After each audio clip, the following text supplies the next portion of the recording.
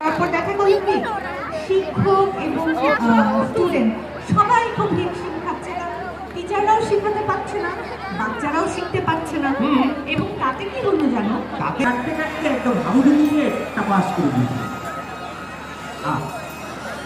এবং তারপরে কি দেখা গেল আমি ভালো লাগবে কি করে, এই যে এক্সট্রা কারিকুলার করতে করতে আমার শরীর খারাপ হয়ে গিয়েছিল, আমি তো অসুস্থ হয়ে গিয়েছিলাম।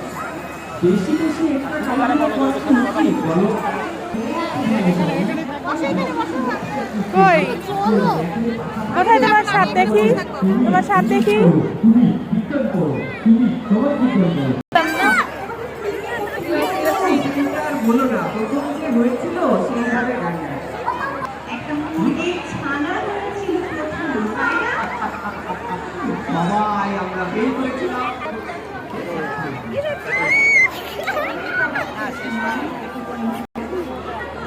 খুবই ভালো করেছেন।